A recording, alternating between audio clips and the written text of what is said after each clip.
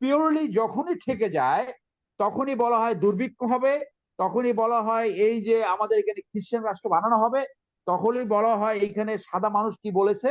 খ্রিস্টান দেশ হয়ে যাবে সাদা চামড়ার হ্যাঁ, প্রস্তাব দেওয়ারটাকে আপনি থিওরি হিসেবে কেন দেখছেন? এটা তো প্রধানমন্ত্রী খুব কনফিডেন্সলি বলেছে। আমি আমি এটা মনে করি এটা আলোচনা ডাইভার্ট করার জন্য এগুলো বলা হয়। কারণ এর এর এর এর বাস্তবতা বাস্তবতা নিয়ে আপনার এর সন্দেহ আছে। বাস্তবতা আমার সন্দেহ আছে এবং বাস্তবতা খুবই কম। আচ্ছা, আপনার এই দুইটা বিষয়ে যাওয়ার আগে একটু আগের বিষয়ে আরেকটু আলোকপাত করি। সেটা হলো যে আমি ফাইজুল হক রাজুর সাথে একমত এবং আমার সহযোগী জিল্লুরের সাথে সংযোজন করে আমি বলতে চাই যে বাংলাদেশের রাজনৈতিক কালচার এবং শাসন ব্যবস্থা যেভাবে চলছে, যার কারণে তারাই এই আজিজ বেনজিরকে সৃষ্টি করে।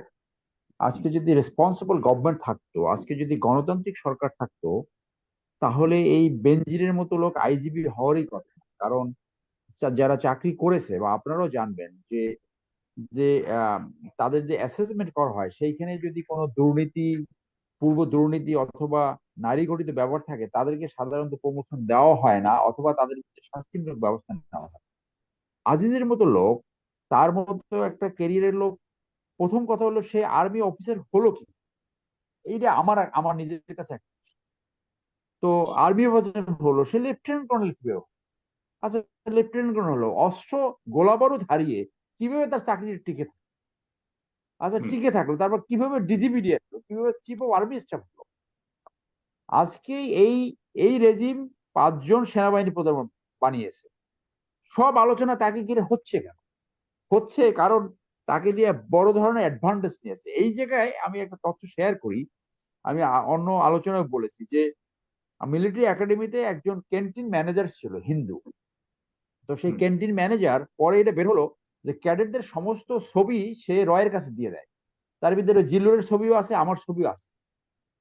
তো মোস্ট লাইকলি এই আজিজ সাহেবের ছবিও সেখানে আছে। আজিজ সাহেব আমাদের 5 বছর সিনিয়র, 8 কোর্স সিনিয়র, এই 10 কোর্স সিনিয়র। তো উনি এই ইন্টেলিজেন্স সংস্থা পার্শ্ববর্তী যারা এইগুলো করে, তারা এই ধরনের টার্গেটকে, এই ধরনের ক্যারেক্টারকে টার্গেট করে যে প্রমোশন চায়, একটু অর্থনৈতিক বা নেগোশিয়েট হয়। এইভাবে করতে করতে তাকে প্রতিপালন করতে করতে করতে করতে আপনি মিউট হয়ে গেছেন। জি। ওই জায়গাটায় আমি এইভাবে অ্যাসেস করি যে হুম। He was a pick from military academy by র। আমার ধারণা না হলে তার সে এইখানে এই গোলাবারুদ হারিয়ে ওখানে সাস্টেন করতে পারতো না, সার্ভাইভ করতে পারতো না। এবং সেইটা জানা যায় যে জেনারেল মাসুদ চৌধুরী তাকে সেই সময় এই চাকরিতে রাখার ব্যাপারে কন্ট্রিবিউট করছে। জেনারেল মাসুদ চৌধুরী কিন্তু রক্ষী বাহিনীদেরকে আওয়ামী লীগ ভাবে তাদের ঘরের লোক। এবং জেনারেল মাসুদ চৌধুরী একটা অ্যাডভান্টেজ পেয়েছে, সে আবার সাইদ ইস্কান্দারের ভাইরা, সে আবার বিএনপি থেকে অ্যাডভান্টেজ পেয়েছে। হুম। সব মিলিয়ে if it is true that সে এই রয়ের পারপোজ সার্ভ করেছে, তাহলে সাকসেসফুলি তাকে এই পর্যন্ত আনতে পেরেছে। এবং আপনি জানেন যে এই রেজিম যেহেতু ম্যান্ডেট বিহীন, তারা টিকে আছে এইখানের বিভিন্ন এই আর্মি, নেভি, এয়ারফোর্স, প্রশাসন, পুলিশ। পুলিশ তো বলেই বেড়াচ্ছে যে মাছের রাজা ইলিশ আর দেশের রাজা পুলিশ, তারাই ক্ষমতায় রেখেছে। তো যার জন্য এই ক্ষমতায় থাকার জন্য, এবং ইন্ডিয়ান আপনার প্রফেসররা, তাদের নীতি নির্ধারকরা স্টেটমেন্ট দিয়ে বলেছে যে they are very comfortable with Awami League. বাংলাদেশের গণতন্ত্র তাদের মুখ্য ব্যাপার না, বাংলাদেশের স্টেবিলিটি তাদের ভাষায় মুখ্য ব্যাপার। কে বলেছে? এই যে অনুরাধা, একজন প্রফেসর, ওর নাম কি, ভারতের জিন্দাল গ্লোবালের শ্রীরাধা দত্ত ইন্টারভিউ দিয়ে বলেছে। তো এই পলিসিতে আওয়ামী লীগকে ক্ষমতায় রাখার জন্য, আওয়ামী লীগও এই ম্যান্ডেট বিল ক্ষমতায় থাকার জন্য যেমন ইন্ডিয়ার উপরে ডিপেন্ডেন্সি করেছে, এবং তারা যেহেতু ইন্ডিয়া যেহেতু প্রত্যেকটা প্রত্যেকটা অ্যাপয়েন্টমেন্টে তারা ইন্টারভেন করে, এবং বাংলাদেশে এইটা এমন একটা জায়গায় দাঁড়িয়েছে যে প্রশাসনে এলিভেশনের জন্য মনে করেন প্রত্যেকের প্রমোশনের একটা নর্মাল আকাঙ্ক্ষা থাকা দোষী কিছু না, থাকবেই। সেই প্রমোশনের জন্য দুটো জিনিস দেখাতে হয়, একটা হলো loyal to Awami League, unconditional loyal, আর একটা হলো ইন্ডিয়ান ফ্রেন্ড, কে কত বড় ইন্ডিয়ান ফ্রেন্ড, এইটা দেখালে একটা প্লাস পয়েন্ট পায়। যার জন্য আপনার মনে আছে যে একজন সংসদ সদস্য বলেই বসলো যে আমি ইন্ডিয়ান প্রার্থী। এবং সেগুলোই এখন বিভিন্ন ইন্টারভিউর মাধ্যমে আমরা জানতে পাচ্ছি যে এইটা দিস ইজ এ ফ্যাক্ট, এবং তারা এই জায়গায় নিয়ে গেছে যে তাদের এইখানে 10 থেকে 15 লক্ষ লোক অবৈধভাবে কাজ করছে। বাংলাদেশকে যেভাবে খুশি তারা সেইভাবে ব্যবহার করতে পারছে, রাডার স্টেশন ব্যবহার করছে, পোর্ট, ল্যান্ড সবকিছু ব্যবহার করছে। ওই জায়গায় আজিজ সাহেবের মতো লোক সেনাপতি থাকলে তাদের মিশন অ্যাকমপ্লিশড হয়। আমি এইভাবে দেখি যে সে এখানে গেছে, এবং এইটা হওয়ার পরে সে মনে করেছে যা কিছু করে সেইটাই আইন, কেউ তো বাধা দেওয়ার নাই, কারণ তাকে তো ইন্ডিয়া প্রোটেক্ট করবে, তাকে তো রেজিম ক্ষমতায় থাকার জন্য তাকে রাখবে। এবং এই জন্য এইটা এই Aziz Benazir is a product of authoritarian regime, এবং এইখানে আরো ভবিষ্যতে আজিজ বেনজির আসবে। সেইখানে জনগণ আশা করে যে ইন্ডিয়ায় যেরকম একটা আইন আছে, সেই আইনটা হলো আপনার কোন একজন সরকারি কর্মকর্তা চাকরিতে ঢোকার সময় তার যে অ্যাসেট ছিল, তার বেতন অনুযায়ী পরবর্তী অ্যাসেট যা বাড়বে, রিটায়ারমেন্টের পরে সে তার সম্পত্তি দাখিল করবে, সেইখানে তুমি 10%, রিজনেবলি যে সম্পত্তি বাড়ার কথা তার চেয়ে যদি 10% সম্পত্তি বেশি থাকে এইটা তারা টাচ করে না, কিন্তু 10%-এর বেশি যদি সম্পত্তি তারা পায় তখন তাকে কিন্তু এই তদন্তের সম্মুখীন করা হয়। তো বাংলাদেশে এই ধরনের একটা আইন করা অত্যন্ত জরুরি। তো সেইখানে আমি বলবো যে বিচারটা হবে কি হবে না, জিল্লুর যেটা বলেছে, আমি এটা অন্য একটা আলোচনা করেছি, আমি জিল্লুরের সাথে একমত যে তার কোর্ট মার্শাল হতে পারে। কোর্ট মার্শাল হতে পারে এই কারণে যে বাংলাদেশ আর্মি অ্যাক্টে বলা আছে anything related to army affairs, anything. So তাহলে এটা তার এই ঘটনাটা ছিল আর্মি অ্যাফেয়ার্স। তার এই অ্যাফেয়ার্সটা সে যখন আর্মিতে চাকরি করেছে, বিশেষ করে সে যখন সেনাপ্রধান ছিল, তাহলে কোর্ট মার্শাল হতে পারে। এট দ্য সেম টাইম এটা সিভিলও ট্রায়াল হতে পারে। বিডিআর হত্যাকাণ্ডে একটা সুপ্রিম কোর্টে একটা রেফারেন্স পাঠানো হয়েছিল যে বিডিআর এর যে হত্যাকাণ্ড হয়েছে সেইখানে তাদের বিচার, যারা অপরাধী তাদের বিচার কোন আইনে হবে, আর্মি আইনে হবে না সিভিল আইনে হবে। তখন বাংলাদেশ সুপ্রিম কোর্ট এটাকে বলে দেয় এটা সিভিল আইনে হবে। যে দ্যাটস ওয়াই বিডিআর হত্যাকাণ্ড ট্রায়াল কিন্তু একটা কনক্লুড হয়েছে, আর একটা ট্রায়াল বোধহয় এখনো কনক্লুড হয় না, এই এপিলে আছে সবগুলা। তো ইন্ডিয়াতে সুপ্রিম কোর্ট রেফারেন্সে বলেছে যে আর্মির সংক্রান্ত ব্যাপার কোর্ট মার্শাল হবে, আর বাংলাদেশে বিডিআর এর রেফারেন্সে বাংলাদেশ সুপ্রিম কোর্ট বলে দিয়েছে এইটা আপনার সিভিলে ট্রায়াল হবে। এখন আজিজ সাহেবের যদি ট্রায়াল হয়, যদি সত্যিকার তাকে এই ট্রায়ালে আনে, তাহলে আমি মনে করি যে সরকার চাইলে সরকার ফাইল ওপেন করে সেইটা আবার রেফারেন্স হিসেবে পাঠাতে পারে, এবং সেই রেফারেন্সের মাধ্যমে একটা সিদ্ধান্ত যেটা আসে সেই হিসেবে হতে পারে। এট দ্য সেম টাইম তাকে কোর্ট মার্শাল করা সম্ভব। এখন আপনার প্রশ্নের উত্তরে আসি, যে এই যে তারেক সাহেব সম্বন্ধে যে মন্তব্য করে, এই মন্তব্য উনি একাধিকবার করেছে, যখনই লন্ডন যায় একই ধরনের বক্তব্য বলে। উনি খুব ভালো করে জানে যে তারেক সাহেবকে আনতে পারবেন না, এটা তার পলিটিক্স এর অংশ।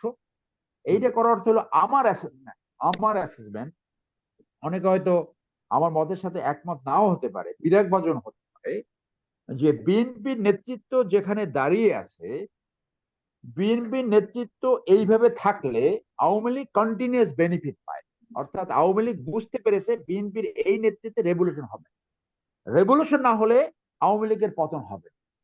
তাহলে আওয়ামী লীগের প্রজেক্টটা হলো যখনই বলবে যে ওনাকে ধরে এনে বাংলাদেশে বিচারের সম্মুখীন করা হবে। আপনি মিউট হয়ে গেছেন। জি। আওয়ামী লীগের নেতা, এই বিএনপির নেতা কর্মীরা সব ঝাঁপিয়ে পড়বে যে সেই আমাদের নেতা, এবং যখন ওইটা স্ট্যান্ড হবে যে 2000 যত ফেইলেরই থাকুক, মনে করেন 2014, 18, 24 যেভাবে হোক না কেন নেতৃত্বের কোয়ালিটি যাই ডিসপ্লে করে থাকুক, তখন বিএনপির তার যে যারা ডাইহার্ড বিএনপি অথবা দলকানা বিএনপি তারা। আপনি আবারও মিউট হয়ে গেছেন। জি। জি, শেষ করুন, খুব ছোট ছোট করে শেষ করবেন।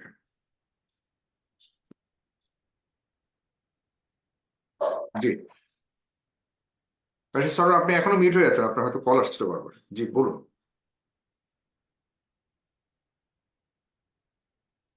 না, শোনা যাচ্ছে না, আপনি এখনো মিউট আছেন। না, আমার কাছে মনে হয় মিউট। আমি একটু যেতে চাই জনাব একে আমি শেষ করি, একটা কল আসছিল সেই জন্য। কলার ছিল, কলটা আবার দেখাও যাচ্ছিল, আমি যে কাটবো কলটা সেটাও কাটতে পারছিলাম না। আচ্ছা, হ্যাঁ হ্যাঁ, তো শেষ তো করবেন। আমি অ্যাসেসমেন্টটা এইভাবে দেখি যে তার মানে হলো যে বিএনপির উপরে, বিএনপিকে এভাবে মুভ করা, এভাবে একটা চাল দেওয়া যে তারা বলবে না সেই আমাদের নেতা, এবং সে যখন এইখানে থাকবে তখন আওয়ামী লীগ কন্টিনিউয়াসলি বেনিফিট পাচ্ছে, আওয়ামী লীগ যেভাবে খুশি সেইভাবে চালায় যাচ্ছে। হুম। যেটা ওই ব্রিটিশ একজন অবজারভার বাংলাদেশে এসে বলে গেছে না, যে I find north Korea model. এই সরকারের প্রায়োরিটি ছিল বঙ্গবন্ধু হত্যা মামলা আসামি যে আমেরিকা আছে বা কানাডা, তাদেরকে আনার জন্য। একজন মহিউদ্দিন সাহেবকে আনতে পেরেছিল, কিন্তু গত 17 বছরে সর্ব সর্বোচ্চ চেষ্টা চালিয়ে তাদেরকে আনতে পারেনি। আপনি যেমনটা বলেছেন যে বাংলাদেশে ক্যাপিটাল পানিশমেন্ট আছে, দিস মে বি রিজন। তো সেই ক্ষেত্রে তারেক সাহেব তো ওখানে অ্যাসাইলাম গ্রান্ট হয়েছে, সে ব্রিটিশ নাগরিক, তাকে আনাটা একদম অসম্ভব। আপনি বলছেন যে সরকার অনেক চেষ্টা করছে বা তাদের চেষ্টা সফলও হতে পারে। এক্সট্রাডিশন ট্রিটি যেটা আর কি, সেটা আওতায় এটা আনা আমি মনে করি এটা কোনো সম্ভাবনা নেই। এটা পিওরলি আওয়ামী লীগের একটা পলিটিক্স, পিওরলি এটা পলিটিক্স। উনি যখনই আওয়ামী লীগ বেকায়দায় পড়ে তখনই এই প্রসঙ্গটা আনে, যাতে একটা ডাইভার্সনের অ্যাটাক হয়, এখানে আলোচনা হয়। আওয়ামী লীগ খুব ভালো করে জানে it is almost impossible, almost. এবং আমি একদম 99.9% নিশ্চিতভাবে বলছি আওয়ামী লীগ কোনোদিন তাকে আনার চেষ্টা করবে না, আনার জন্য মিনও করে না। রাদার তারা মিন করে, যেটা হোয়াট আই সেড, যে বিএনপি যদি ঝাঁপিয়ে পড়ে যে বিএনপির এই নেতৃত্ব নিয়ে কন্টিনিউ করবে, এইভাবেই থাকবে, সেইটা Awami League continuous benefit, continuous advantage পায়। হুম। কারণ আওয়ামী লীগ ভয় পায় যে একটা রেভলিউশন হয়, গণ অভ্যুত্থান, নর্মাল আন্দোলনে আওয়ামী লীগের পতন হবে না, আরবি ইন্টারভেনশন হবে না, আমেরিকান ইন্টারভেনশনে আওয়ামী লীগের পতন হবে না, অর্থনীতি সামহাও তারা ম্যানেজ করে ফেলে। তাহলে একমাত্র ভয়ের জায়গা হচ্ছে গণ অভ্যুত্থান। তো গণ অভ্যুত্থান হতে পারে যদি একটা ভালো রাজনৈতিক প্রক্রিয়া অথবা এমন একজন নেতা আসে যেখানে মানুষ রাস্তায় নামবে, 1% মানুষ রাস্তায় নামলে গণ অভ্যুত্থান হয়। তো আওয়ামী লীগ এটা বুঝে গেছে যে বিএনপির বর্তমান নেতৃত্ব স্ট্রাকচারে আর যাই হোক গণ অভ্যুত্থান হবে না, তাদেরকে কেনা সম্ভব, তাদেরকে খরিদ করা সম্ভব। এবং যার জন্য পিওরলি যখনই ঠেকে যায় তখনই বলা হয় দুর্ভিক্ষ হবে, তখনই বলা হয় এই যে আমাদের এখানে খ্রিস্টান রাষ্ট্র বানানো হবে, তখনই বলা হয় এইখানে সাদা মানুষ কি বলেছে। কিন্তু তার আগে যে ইন্ডিয়াকে যা কিছু দিয়েছি তা ইন্ডিয়া আজীবন মনে রাখবে, সেই কথাটা বলে না। বাংলাদেশে যদি ফরেন ইন্টারভেনশন কারো হয়ে থাকে, সবচেয়ে বেশি ফরেন ইন্টারভেনশন করছে ইন্ডিয়া, যেটা আগের বার একটু বলেছি, সবকিছুতে তারা ইন্টারভেন করে। এইগুলা বলে যখনই বা এই তিনটে সিচুয়েশনে সরকার একটা বড় ধরনের সমালোচনার সম্মুখীন হয়েছে। কারণ এই বেনজির আজিজের ঘটনার দায় দায়িত্ব অথবা এই আনার এইরকম একটা স্মাগলারকে বারবার নমিনেশন দেওয়া, এর দায় দায়িত্ব আওয়ামী লীগের উপর বর্তায়। আওয়ামী লীগ এইটাকে সরাবার জন্য এই হোয়াইট ম্যান থিওরি, এই খ্রিস্টান রাজ্য থিওরি, অথবা এই যে লন্ডন থেকে ধরে এনে বিচার করবো, এইগুলা থেকে তারা মানে সামনে আসে। খ্রিস্টান দেশ হয়ে যাবে সাদা চামড়ার হ্যাঁ, প্রস্তাব দেওয়ারটাকে আপনি থিওরি হিসেবে কেন দেখছেন? এটা তো প্রধানমন্ত্রী খুব কনফিডেন্সলি বলেছে। আমি আমি এটা মনে করি এটা আলোচনা ডাইভার্ট করার জন্য এগুলো বলা হয়। তার এর মানে এর এর বাস্তবতা বাস্তবতা নিয়ে আপনার এর সন্দেহ আছে? বাস্তবতা আমার সন্দেহ আছে, এবং বাস্তবতা খুবই কম। আর যদি বাস্তবতা থেকে থাকে, as a sovereign country you have to do whatever is needed to be ডান।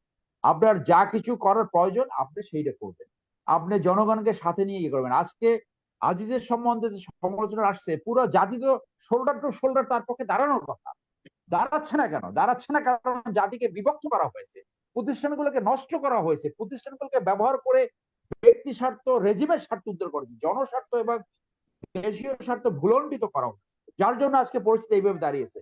এখন এইটা অনেকে বুঝে, কিন্তু বুঝেও সমাধানের জায়গায় যাচ্ছে না। আজকে বিএনপির সবাই বুঝে, কিন্তু বুঝে সমাধানের জায়গায় কোথাও যাচ্ছে।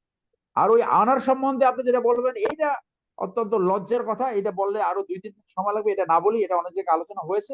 আমি ওই আগের অংশটা মানে কনক্লুড করলাম। এখন Zillur may take on the floor. Thank you.